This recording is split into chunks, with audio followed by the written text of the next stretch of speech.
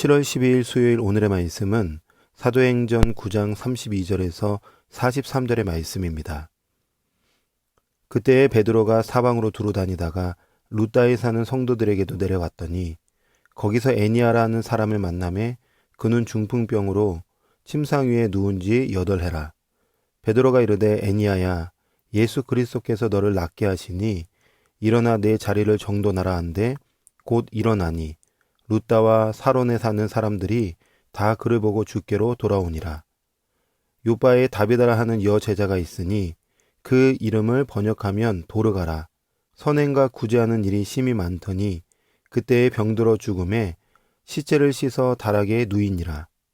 루다가 요바에서 가까운지라 제자들이 베드로가 거기 있음을 듣고 두 사람을 보내어 지체 말고 와 달라고 간청하여 베드로가 일어나 그들과 함께 가서 이르매 그들이 데리고 다락방에 올라가니 모든 과부가 베드로 곁에 서서 울며 도르가가 그들과 함께 있을 때에 지은 속옷과 겉옷을 다 내보이거늘 베드로가 사람을 다 내보내고 무릎을 꿇고 기도하고 돌이켜 시체를 향하여 이르되 다비다야 일어나라 하니 그가 눈을 떠 베드로를 보고 일어나 앉는지라.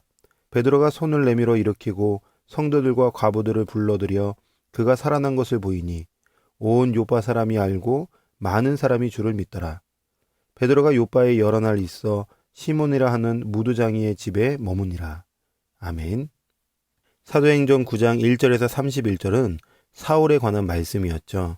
그가 어떻게 예수 그리스도를 만났는지, 그리고 그가 그의 인생에 예수 그리스도를 어떻게 전파했는지, 공동체 일원으로 어떻게 생활했는지 그 말씀이 쭉 기록되었습니다.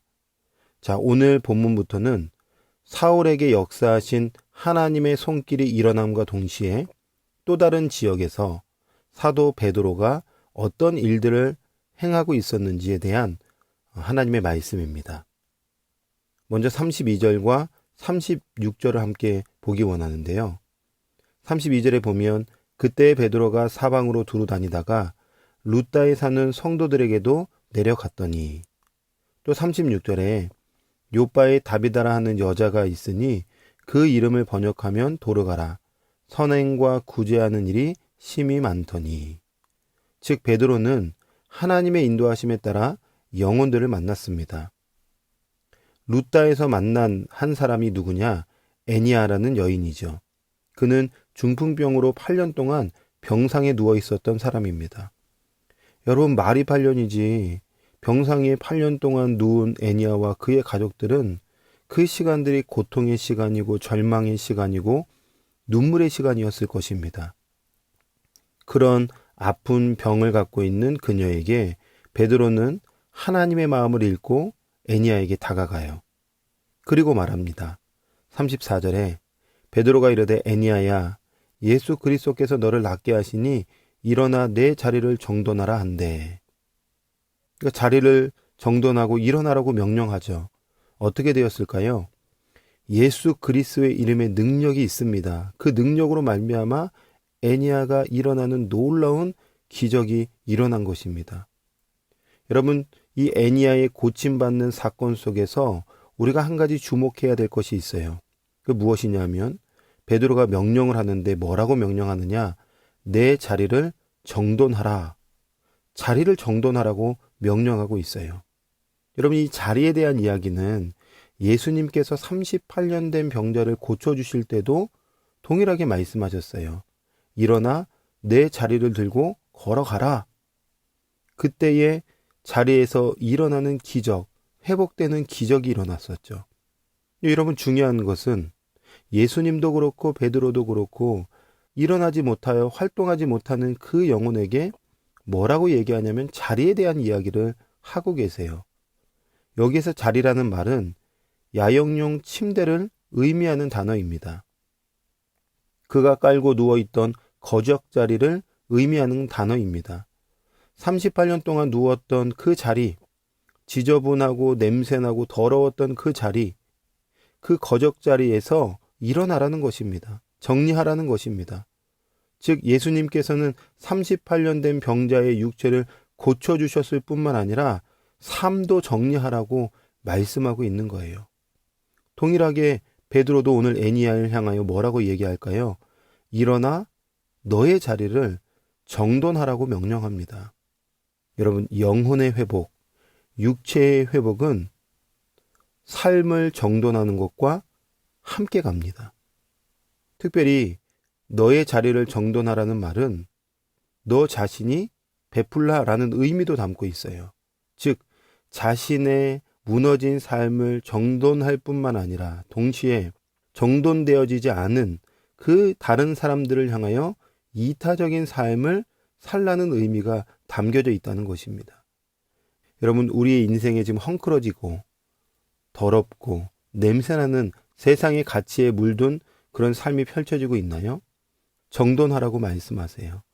복음으로 말미암아 우리의 영혼이 일어날 뿐만 아니라 삶이 정돈되어지는 은혜가 우리 인생 가운데 있기를 주님의 이름으로 축원합니다. 이어서 베드로는 요바에 있는 다비다라는 여인을 찾아가고 그 여제자를 살리는 놀라운 기적을 베풀죠. 이 여자의 이름은 히브리식 이름으로는 다비다라고 하고 헬라식 이름으로는 도르가라는 아주 참 아름다운 여인입니다. 뭐가 아름답냐? 선행과 구제하는 일을 심히 많이 한 여인이라고 소개하고 있어요. 얼마나 그의 선행과 구제가 많은 사람들에게 영향을 주었던지 많은 과부들이 그녀의 죽음을 애도하고 눈물 흘리고 안타까워했어요.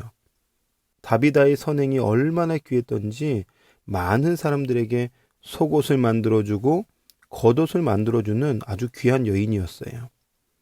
당시의 겉옷은 입을 용도로도 사용될 수 있을 정도로 값어치가 있는, 재산적 가치가 있는 그런 옷이었습니다. 그만큼 다비다는 타인에게 사랑을 베풀며 아낌없이 나누는 삶을 살았던 여인이었죠. 그런데 그녀가 죽은 거예요. 베드로는 그녀에게 찾아갔고 그리고 그를 살려주는 기적을 베풀었어요. 특별히 오늘 우리가 다비다가 베푼 선행을 조금 더 깊이 보기 원하는데요. 그의 선행의 크기가 얼마나 대단했냐? 36절에 심히 많았다라고 이야기합니다. 적정한 정도를 넘어섰다는 거예요. 넘치도록 했다는 거예요. 단순히 돈이 많아서 그가 그렇게 선행을 베풀 수 있었을까요? 다른 사람들보다 더 여유로운 생활을 했기 때문에 그렇게 많은 것들을 베풀 수 있었을까요? 아니라고 한다면 심히 많이 베풀 수 있었던 그 원천은 어디에 있었을까요? 본문을 유심히 살펴보면 그 여자의 특징을 이렇게 표현해요. 주의 제자, 여제자라고 표현되어 있습니다. 즉 그녀는 예수 그리스도를 믿고 믿음 안에서 넉넉한 사랑이 충만하다 보니까 그 안에 사랑의 가득함으로 말미암아 옆 사람에게 사랑을 실천할 수 있었던 것입니다. 여러분, 우리가 한번 돌아봐야 되겠죠? 나는 왜 실천적 사랑을 베풀지 못하고 있는가? 나는 왜 넘치는 사랑을 베풀지 못하고 있는가? 정말 내 안에 예수 그리스도가 충만한가? 정말 예수님으로 말미암아 행동하는 그리스도인으로 살아가고 있는가? 오늘 다비다의 모습을 통해서 우리의 영혼, 우리의 삶을 점검해 보기를 원합니다.